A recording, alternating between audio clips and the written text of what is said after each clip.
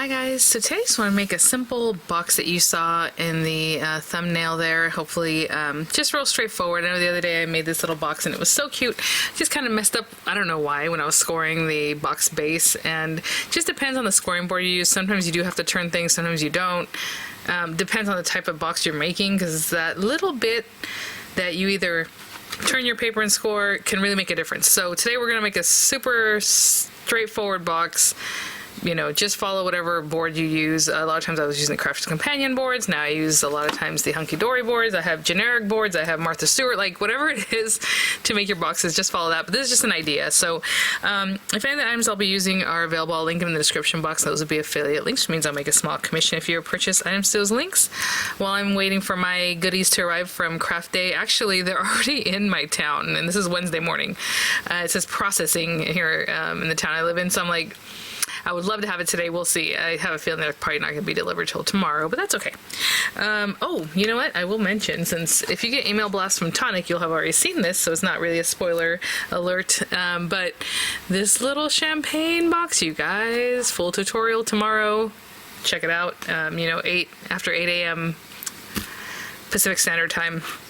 That's kind of when they release things. That would be 11 a.m. on the East Coast. But anyway, keep an eye out for that. I love that box, so cute. But today we're just gonna make one. Hopefully, you know, after shopping, you can, you know, use some of your things in your stash. You know, have some ideas for things that are coming in and arriving. But I thought I would make a box that's more. Oh, that's so pretty. Like fall feeling. In this stack here, it's the Hunkydory Whopper topper pad called Gorgeous Gardens. So it just has a bunch of different looks. But I'm thinking if we're doing fall, maybe this one. So I'm going to bring this guy out. I think I've used this pad before. If I haven't, I might be mistaken. But you know, it's really pretty with everything it has going on. And even if you layered these bits in your box, like these other pieces that are around, let's do that. So let's just get some measurements. You know, just looking at where the actual... That's 6 inches from like this cut line to that cut line of that other little piece there. 6 by, I'm looking at the cut lines, not the gold lines themselves. 6 by 4. 6 by 4. Okay, so let's do some, I've been using this scrap paper for all kinds of things. I love that, so cute. What are we looking for? Pencil or pen? Okay, so 6 by 4. And so I probably want the actual outer parts of my box to be 6 1/4 by 4 1/4, just so that they have somewhere to nestle in and look nice. So if this is 6 1/4 by 4 1/4, or 4 1/4 by 6 1/4, however you want to write it, let's get a little bit closer and make our own numbers. And this is going to be super straightforward. I don't know why I forgot last time. Probably wasn't concentrating as hard as I should. How deep do we want our box? That's what we're thinking about right now. You know, 1 1/2 inches is nice because you can get all kinds of different treats and things in there. So if we want to add 1 1/2 inches all around, right? That's basically adding 3 inches all around. So this paper needs to be 9 1/4 by 7 1/4. So we're adding 1 1/2 inches all around. Do we want our lid to be the same depth, the 1 1/2 inches? I don't want to work with crazy numbers, but I don't think this is too crazy if we do 3/4 deep. 1/2 inch is really kind of small, so 3/4 is a little bit deeper, you know. So let's say this is our box base, and then the other ones, if we're adding 3/4 inch all around, that means we're adding 1 1/2 to this number. So 7 3/4 by 5 3/4. So what I'm going to do is grab some pretty paper, and this is for our top or the lid. So the base, I need a paper cut at 9 1/4 by 7 1/4, and the top I need 7 3/4 by 5 3/4. Of course, make up your own numbers. The reason I do this with you guys and walk it through is that you can have an idea how to make your own numbers. You know, the other day we made that little skinny box, and I just made my numbers here, and I walked this one through a little bit more. The other day I just kind of did the numbers in my head. But let me grab some adorable scoreable paper because I want to use some nice heavy duty stuff, and I'll be right back. This will work for me. You know, I was looking through my papers and I just came across this one. It's called Festive Rose, which is really more of a Christmas pack, but I like the browns and the tans that are in here. And this is also the matte paper. So let's check this out. I did order some new papers on HSN that are Hunkydory. The Christmas cookie paper, which is so cute. Yeah, look at that. I mean, I don't really know the colors that are on here, but I feel like this goes really well. Maybe this one. Ooh, This is a little more orangey red. I do kind of like the burgundy feel of this one. Maybe that can be our lid or our base, you know, because it does bring out some colors. And then like this beige one. But then we also have this brown. Okay, let's go with the brown. Now I'm just trying to decide which one I want to be the top paper or the bottom paper. Maybe what I should do is pop these guys out so I have a better idea. At least this one. Yeah, if that was our lid, it would look something like that. It's not going to have a lot showing because we also have the corner pieces that we're going to tuck in here. Ooh, you know what? I kind of like the brown. I know it kind of blends in more, but I like that. So, this will be my top. So I need to cut it 7 3/4 by 5 3/4. So I'm going to cut it 5 3/4 on this side because that way I can preserve the paper a little bit more. So 5 3/4, and I hope I have my measurements right. I have things in the way over here bothering.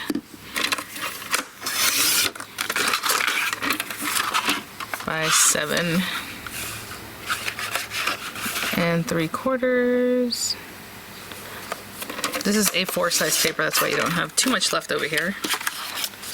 And then this guy, whoop, is our top, I'm sorry, the base. That was the top, 7 3/4 by 5 3/4. The base needs to be 9 1/4 by 7 1/4. So I have to do the 9 1/4 this way because I don't have enough paper the other direction. Oh, that's the other thing. When you're designing your boxes and things, let's think about the numbers because it might be that you run out or you don't have paper large enough, right? Depending on the size of your box. By 7 1/4. I know I haven't done a, oh, maybe I should call this one Start From Stash because basically this stuff was on my stash and I kind of like to do a little reprieve after we've, you know, purchased all these new things and kind of getting ready for those to come in, maybe looking at our stash a different way or mixing and matching with some of the things you're just, you know, having arrive in the next few days. Okay, so I did give different side numbers, right? So 1.5 tall on the base, and then the lid's only gonna be 3/4 inches tall, the sides. So this is my top or my lid. So on this board it says box lid, right there it is. And on the other side it says box base, and you're measuring in the other direction. With Crafter's Companion ones, you're going to turn them and then measure this way. It's just a little bit different the way they have it set up, right? Some other boards, maybe you're just going to use a different mark, right? You're going to add like a 1/16 of an inch to your scoring. It just depends. But this is my lid, or the top. I keep calling it top, but my lid. And for this lid, you're just going to turn it, and every time turn it and score it, okay? So I don't know what I was doing last time, guys. I just had a lot on my mind, I guess. Anyway, okay, and for my lid, I only want the sides to be 3/4 of an inch tall. So I'm gonna go to 3/4, mark 3/4, right, all the way down. Turn in the next one, 3/4. So every time we're turning it, and we're gonna do the same thing with the other one. I don't know why I was like, let me do the math and do it this way. Oh, I'm crazy. 3/4 and 3/4. So that is my lid or my box top. Okay, on the other side I'm going to take my box base that I want 1.5 inch sides, and on this side we're going to go 1.5. Now, and I show you this on all the boards. So this one obviously has a little bit anyway, like where you tuck it in, and the first mark you can make is 1/8, and then 1/4, and then, you know, 3/8, and then 1/2. On this side, you're gonna take a little bit off. So if you're measuring 1 inch, it's not really 1 inch, it's 1 inch plus a little like 1/16 here. And then on both sides, that makes it a little bit smaller than your lid, so the lid will fit nicely. And that's just accounting for this little notch here. And you'll notice that on the Crafter's Companion boards also, the way you use it, even though you turn the board around. So 1.5. And the only bummer, and this is what happened last time I think, is I keep using this mini board. I have the bigger board, but I end up missing this. But that's okay because we're gonna cut the way anyway. So turn it, and then 1.5. There are other boxes that you might want to make, like a pizza box where you don't want the lid part to be smaller or whatever it is, or it's just a different thing. So you do things where you don't turn it, you just keep measuring. But for these guys, you're definitely going to turn them 1.5 and 1.5. Okay. And the numbers are obviously going from 8, 7, 6. So I said 1.5, but it's basically 6.5 is where you're scoring. Now, you have these guys. And there are areas where I got to score all the way across because it's shorter. So what I'm going to do is actually cut away the ones where I wasn't able to score all the way across because I want that gotten rid of instead of it being my tab. So what I'm going to do is cut into this one where I didn't get to take it all the way down and cut that away. And then this one, I generally just try to do the same thing every time, so this one does have the score all the way across, and that's fine. But I still need to cut something away from here, so I'll just cut that. And then the next one, you're cutting on those score lines. This one, again, is fading away, so as best I can. Try to keep it straight. And then this last one, right here. And before I do any scoring, I'll do the same thing with this guy. So again, just nip away. See, I wasn't able to get to the end of that one, but that's okay. Here to here. All the way.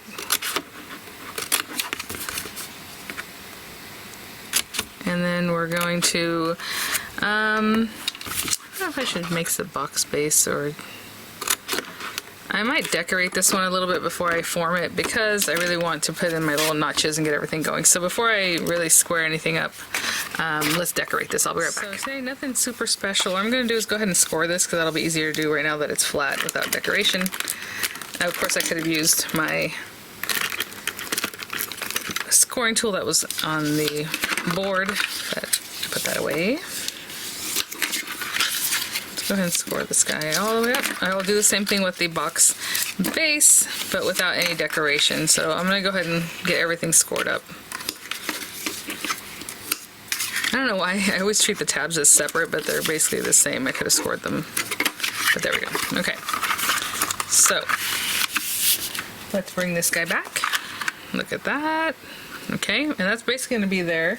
I'm going to go ahead and pop these little guys out. And I always kind of pop them in a way that the gold foil I push away like that. That way, if you're pulling it up, let me see. Like if you're pushing down, it's possible that you're going to pull away some of the gold, right? Because it stays over here. So it's better to pop them up. So you're bringing that gold with you instead of pushing away, because you can push the gold away. Let me pop these two out and I'll be right back. And how pretty would it be if you did a box that was slightly bigger and did an aperture behind it, and then this would be kind of floating in the clear, or these little corners. I think that'd be lovely. But for now, I'm just eyeballing this, and I probably shouldn't, but I was gonna pop this up, but you know what? I have this dreams do come true, or just for you, that I'll probably pop up. So for now, I'm just gonna put this down. And again, I'm kind of eyeballing that. This is here, this is here. I'm looking left and right. Centered. Maybe bring it down just a little bit. Okay. And let's get this guy.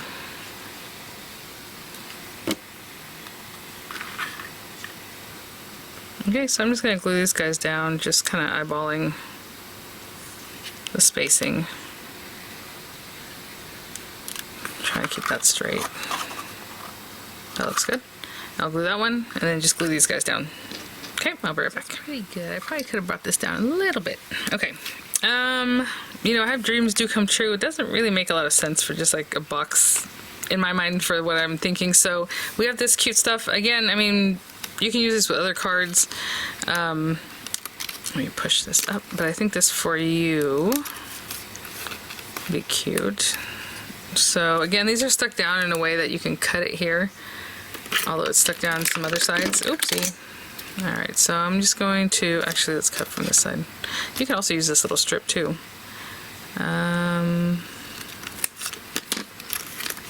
Let's see. I think I'm going to go ahead and cut this off. And see something. I was thinking, what if I put it on here? I know we have this gold, but I can get rid of that, and it's just a little extra something. Or just leave it like that. You know, we have that, we have this. Maybe what I'm going to do, I'm going to take this to my guillotine and just trim that little bit off the gold, okay? I'll be right back. Just take that little strip off. Actually, you can use that too. Something else, I don't know. Where's my just for you? What I need to see is if I glue this down across here, how much of this do I actually need? You can glue it all the way to the sides. Oh, look at that. I'll say I might be able to cut it right at the, this is just for you, just for you. And cut it right at those little flowers there.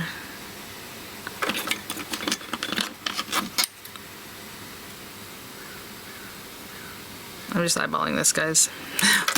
Okay, I'm just gonna glue these two together and I'll be right back. There, and so I'm just going to grab some dimensionals. I don't want it too high up, so I'm just gonna use these guys. They're a little lower profile. Don't know if it fits across this way, does it? Oh, just barely, okay.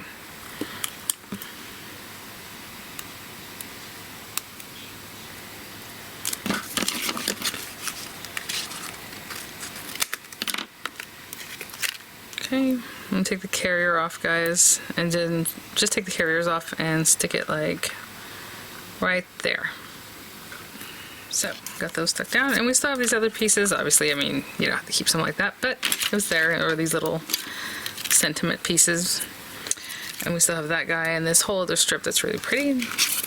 Okay, so, well, I'll show you on this one since it's already folded. So on this one, we're going to fold exactly the same way on all the score lines we created, and then just glue this down and glue it together. So, here we go. Let me give it another bit of a score. Got a little stiff on me there. Okay. Now their papers are like 350 GSM. They're like really nice and thick papers. So Jen, I hold this for a little bit. I might get a little clippy out and have the clippy help me out.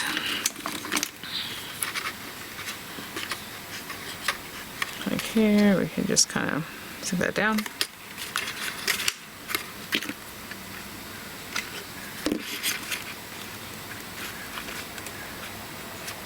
Okay, and then I just go across and glue them down. Glue, hold it down, and glue on that tab and hold it down. Okay, I'll be right back. If I said, but I'll do the same thing with this guy.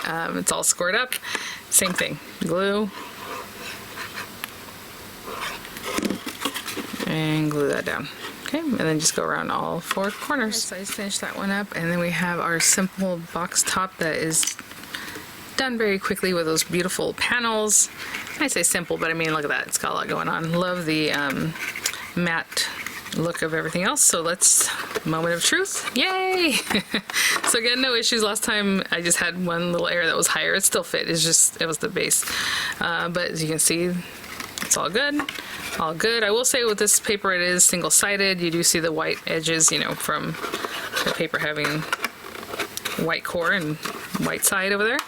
Really, really pretty. Maybe I'll add a few little pearls, and I could have done that earlier when it was still flat, but I have some Hunkydory ones here. Those are pretty. I mean, obviously you can use whatever you have. They don't have to be Hunkydory. I just have them here, but you know what? I don't know. Maybe those mauve-y kind of. I say mauve because they're very soft. They're more purpley gorgeous. Yeah, I should have put these on when it was still flat, but that's okay. So let's see if I have enough to do what I'm thinking. So that one there, and then a couple others, and we have a beautiful gift box.